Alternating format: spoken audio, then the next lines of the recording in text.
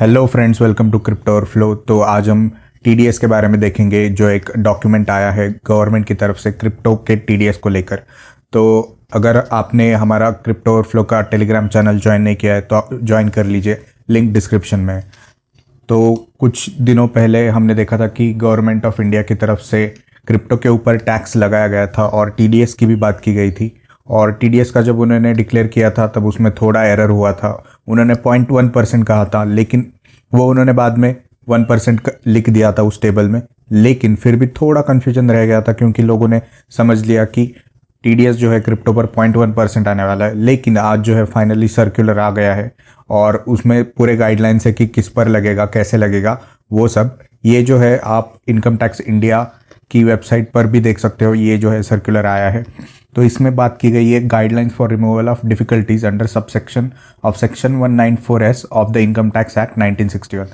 तो यहाँ पर जो है इनकम टैक्स एक्ट 1961 का 194S का जो सेक्शन है, ये क्रिप्टो करेंसीज के लिए अलॉटेड है। तो आपको इसको देखना है, इस नंबर को, हर बार जब भी आप कुछ क्रिप्टो रिलेटेड टैक्स को के रिलेटेड कोई इन्फॉर्मेशन सर्च करोगे। तो ये जो है रूल्स इफेक्ट में आने वाले हैं 1 जुलाई से, जैसे कि एक्सपेक्टेड था। तो इसमें बात की गई है कि वर्चुअल डिजिटल एसेट, जिसे हम क्रिप्टो कहते हैं, तो यहाँ पर वीडीए को deduct an amount equal to 1% of such sum as income tax thereon. तो इसमें भी कंडीशंस दिए गए हैं कि कौन कौन एलिजिबल होता है उसके लिए, और इसका ये सब लिखा गया है कि कौन है स्पेसिफाइड पर्सन, उसमें प्रोविजंस क्या है, किसको भरना है, किसको नहीं भरना है। अब ये काफ़ी टेक्निकल चीज़ है। तो जब आप फाइल करोगे आपके टैक्सेस के लिए, तो आपका जो सीए रहेगा या फिर जो भी आपका आदमी टैक्स को फाइल करेगा, तब वो भी उसको थोड़ा कंसल्ट कीजिए आप, क्योंकि ये सब टेक्निकल चीज़ें उनको ज़्यादा समझ में आएगी। हालांकि उनको भी अभी डिफ़िकल्टी हो सकती है, क्योंकि ये फर्स्ट टाइम होने वाला है और सभी लोग पहली बार ही करने वाले हैं। लेकिन इसके साथ आपको जो है गाइडेंस मिल जाएगा अच्छी तरह से। लेकिन यहाँ पर मैं थोड़ा मोटा मोटा आपको बता देता हूँ कि यहाँ पर क्या क्या होने वाला है। तो इसमें जो है गाइडलाइंस में आपका एक एफएक्यू टाइप भी दिया गया है। तो यहाँ पर बहुत सारी पार्टीज इन्वॉल्व होती है, जैसे कि आपका एक्सचेंज होता है, आपका ब्रोकर होता है, और आप एज अ बायर और सेलर होते हो। तो जहाँ जहाँ पर भी आपका रोल आएगा एज अ बायर और सेलर, वहाँ पर जब भी आप ट्रांजैक्शन करोगे फ्रॉम आईएनआर टू क्रिप्टो, या फिर क्रिप्टो टू क्रिप्टो, या फिर क्रिप्टो पेयर्स को भी आप ट्रेड करोगे, यानी कि आपका जो है आपने मोनेरो को कन्वर्ट कर दिया बीटीसी में या बीटीसी को ईटीएच में, तो हर एक ट्रांजैक्शन के लिए जो है आपको वहाँ पर 1% टीडीएस लगेगा। अब उन्होंने कुछ गाइडलाइंस इस तरह से लेआउट की गई है क्योंकि आपका जो है टीडीएस दो बार कटना हो, क्योंकि ऐसा हो सकता है कि आप कोई एक्सचेंज यूज करते हो और आपको किसी को पैसा भेजना है, लेकिन वो बंदा कोई और एक्सचेंज यूज कर सकता है। तो इसमें आपको कोऑर्डिनेट करना पड़ेगा दो एक्सचेंज के बीच में।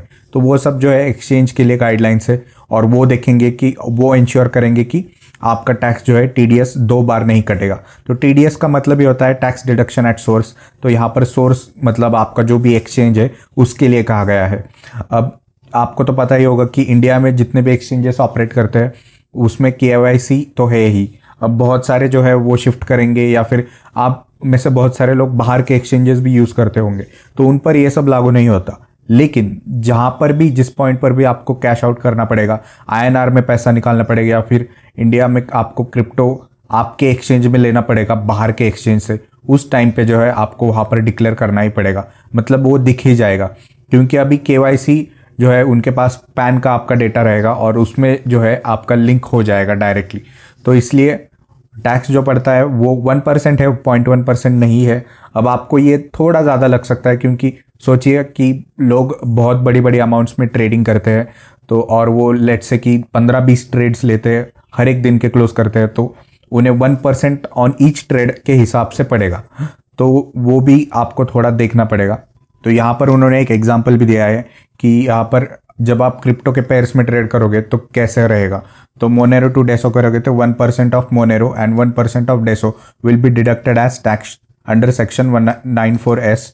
और ये जो है ट्रांजैक्शंस जिनका जो ट्रेल रहेगा वीडीए टू वीडीए, यानी क्रिप्टो की क्रिप्टो को, उनको एक्सचेंज को भी मेंटेन करना पड़ेगा। अब ये जो है गाइडलाइंस उन्होंने एक्सचेंजेस को लेआउट करके दी है, तो थोड़ा उनके साइड में भी इंफ्रास्ट्रक्चर में चेंज करना पड़ेगा उन्हें, क्योंकि ये सारा कॉम्प्लायंस बिठाने के लिए।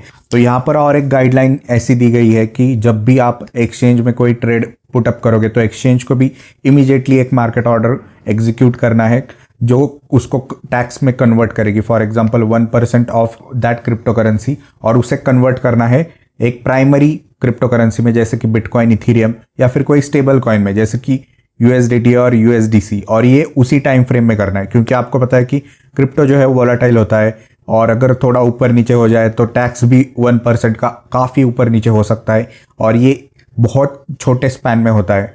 तो इसलिए उनको भी अभी एक मार्केट ऑर्डर इमीडिएटली एग्जीक्यूट करनी पड़ेगी, और 1% की वैल्यू उस ट्रांजैक्शन की एक स्टेबल क्रिप्टो कॉइन जैसे कि बिटकॉइन, इथीरियम या फिर कोई स्टेबल कॉइन जैसे कि USDT, USDC में कन्वर्ट करनी पड़ेगी, और वो जो है वो इजीली INR में कन्वर्ट कर पाएंगे। अब ये जो है एक्सचेंजेस की बात है, लेकिन आप भी इस डॉक्यूमेंट को ध्यान से पढ़िए, और क्रिप्टो का जो भी टैक्स है वो आप भर दीजिए आप किसी एक के साथ कंसल्ट करके। हालांकि ये सबके लिए नया है, लेकिन जैसे जैसे और भी चीज़ें आती जाएंगी, आप देख रहे हो कि रेगुलेशन अभी पहली बार क्रिप्टो में लाया गया है कोई, और गवर्नमेंट भी अभी क्रिप्टो की बात कर रही है, स्टेबल प्राइमरी क्रिप्टो करेंसीज की बात कर रही है जैसे कि बिटकॉइन, इथीरियम, USDC के टर्म्स में क्रिप्टो पेयर्स की ट्रेडिंग को भी समझ रही है।